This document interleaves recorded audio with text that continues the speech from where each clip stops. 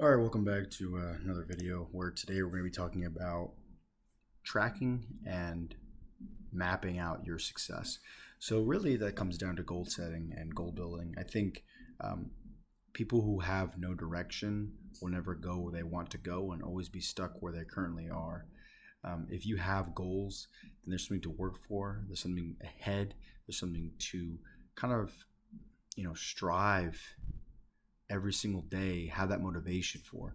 Um, if you navigate life just going about whatever you're doing and thinking things will just happen the way they should or whatever the case may be, maybe there's something at that like that that's at play. But I think strongly in that if you set your goals and you have some accountability for yourself and saying, hey, this is what I'm gonna do this week or day to day or to-do list or in a month or in a year, and you have kind of just things out there, you will be more successful than not.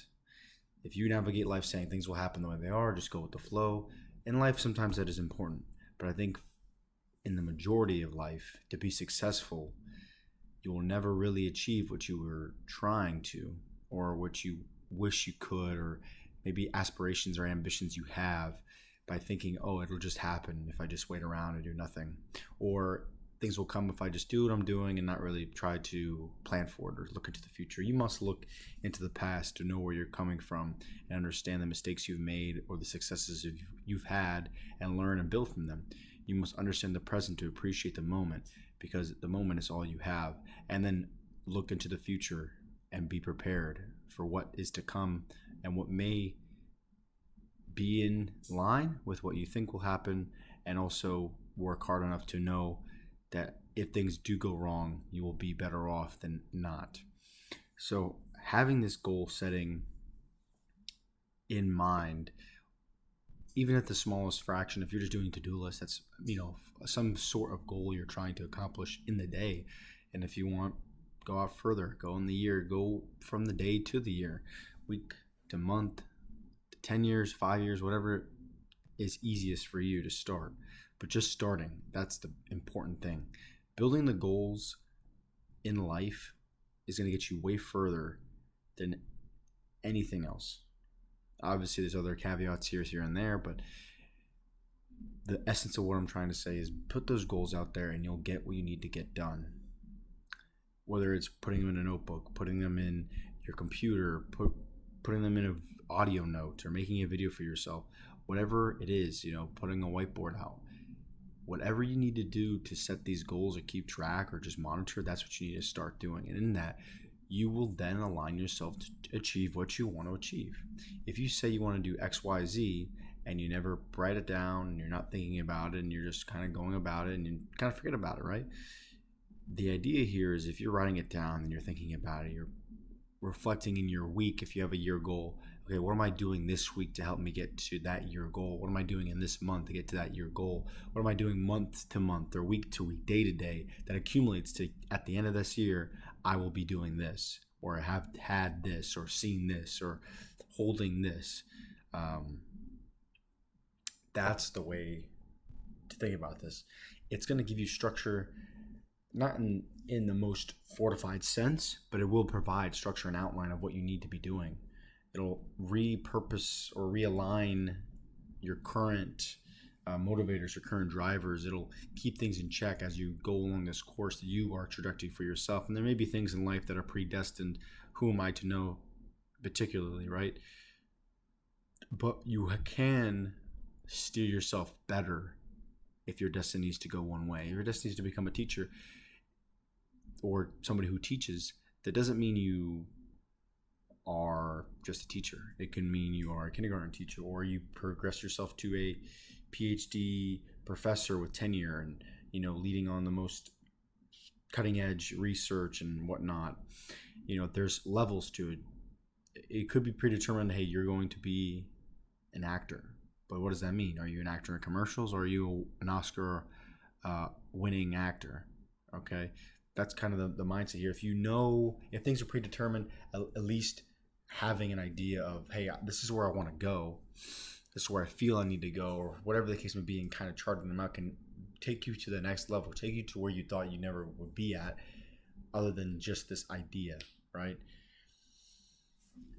And it's good to keep an accounting of it. Have it somewhere so you can see how far you've come. And it goes back to that three perspectives of life, and past, present, and future. I think all are necessary and all are balanced over time. I think when you're younger, it's more important to be invested in the future.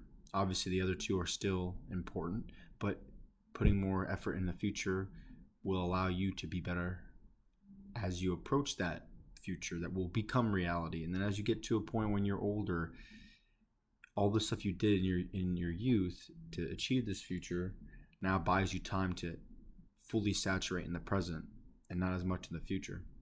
And in that is where we level out. Past, I feel like, will be consistent in reference, because you're always going to be trying to figure out how can you be better from what you failed at, or how can you enhance successes from previous successes, what things you can take away that allow you to push yourself to the next level. And also reflect on who you are as a person, because the mental aspect of everything is also important. Mentality is really a driver to all of this anyway. The way I see it, at least, you need to have balance of all three things, but not at this current point in time. They can balance out over your long life, past, present, and future, and how you use them and leverage them to help you achieve your goals. I refrain from using the word goals overly, but just to hit the point here, I did use goals. But in my own life, I feel that everyone uses goals way too much and it becomes oversaturated. The word doesn't have its meaning that it should. And I feel for me, to make that more impactful, I ended up changing what I define as goals. And I put that my goals are the most important things in life to achieve. The things that, when it's all said and done, these are the most pinnacle, highest levels of my life that I want to strive for. And in that, how do I get to those goals, life goals? Well, you have daily tasks. You check things off you need to get done in the day. And then those go play into the checkpoint you hit week to week. So all the checkpoints you need to hit for that week. And then you go into the month for the objectives of that month that cater to the year, which all those objectives build up to those milestones for the year. And then from there, you hit your goals after year over year until you get to the point where you've done it. And obviously define what those goals mean and metrics. And in the next video, we can go talk about what my goal structure is and how I've organized those things. But that's just an idea of a mindset to have. Take them serious. This is your life. It's in your hands. Where do you want it to go? Steer it down your path. Even if the current is destined to go one way, it'll never reverse. Steer yourself over to the island with treasure beyond belief and riches and more than just the money, versus the island that is jagged and filled with venomous snakes or evildoers, if you will. The current's going to go where it's going to go, but how you take advantage of that current is what makes the difference, and that starts with setting goals.